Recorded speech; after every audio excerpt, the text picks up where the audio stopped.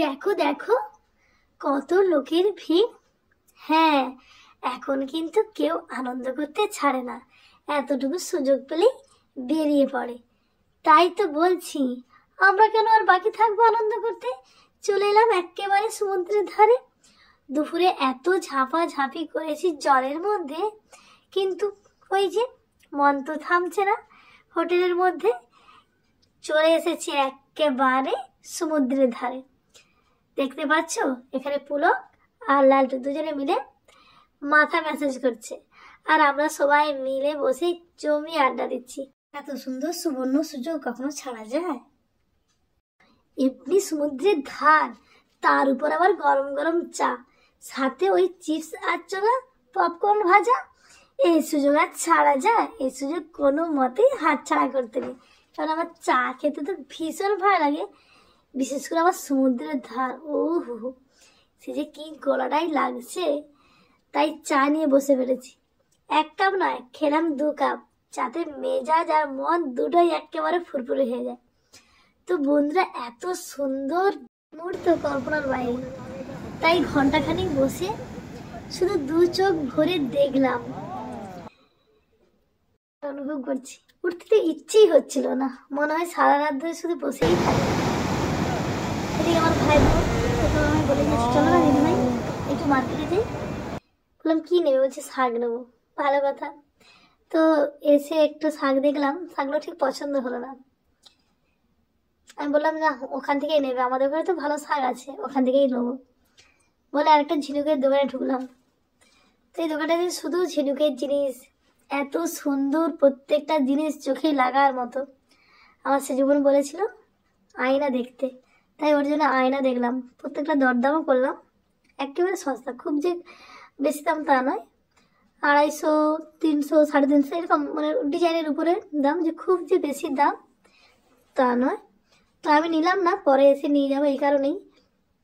সেজীবন তো থাকে আসামে, ও আসুক, ও বলেছে এলে আরেকবার দিঘা আসবে, তখন ওর সাথে এসে নিয়ে যাব।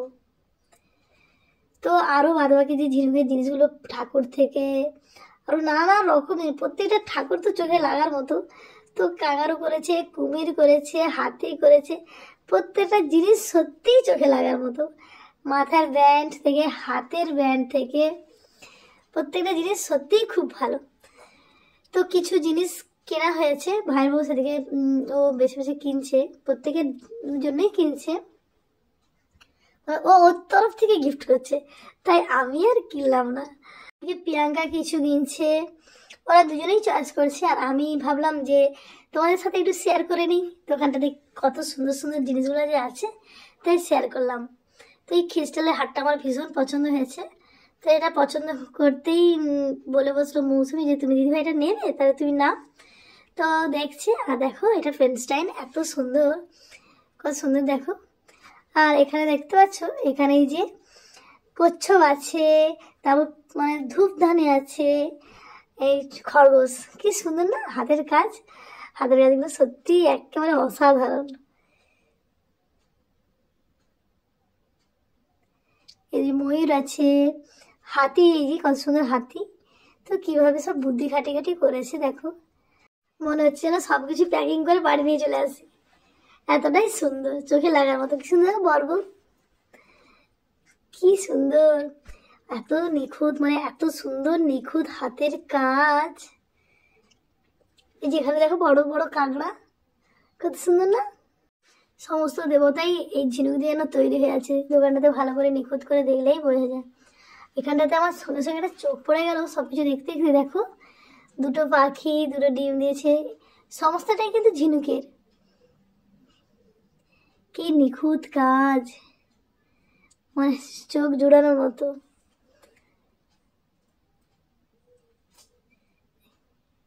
এত সুন্দর নিখুঁত কাজ। তো বন্ধুরা, আমার এই ছোট্ট ভিডিওটা কেমন হয়েছে কমেন্ট করে জানিয়ে, কিন্তু আমি তোমাদের দেখালাম, বুঝলে। তোমরা অনেকেই দীঘা আসো, আর অনেকে আসতে পারো না, যেমন আমার মতো। আমি আমার তোমার জেলাতেই তো দীঘা, কিন্তু আমি কি আসতে পেরেছি? সেই কত বছর আগে এসেছিলাম। ইচ্ছে তো হয় প্রত্যেক বছর আসতে, তা আসা হয় না। এই হারটা আমি চয়েস করতেই আমার ভাইয়ের বউ আমাকে এটা কিনে দিয়েছে। কত সুন্দর হয়েছে না? আমি বলছি দিদি ভাই তুমি দেখে নাও, কিন্তু তাই একবার ভালো করে দেখে নিচ্ছি, নিয়ে তো চলে যাবো। আবার এই হারটার জন্য কি আবার দীঘা আসবো? আমার তো ভীষণ ভয় লেগেছে। তোমাদের কেমন লেগেছে অবশ্যই কমেন্ট করে জানিও। কিন্তু একেবারে সস্তা, খুব যে দাম তা নয়। তো বন্ধুরা, আমার এই ছোট্ট ভিডিওটা কে করে দেখছো অবশ্যই কমেন্ট করে জানিও।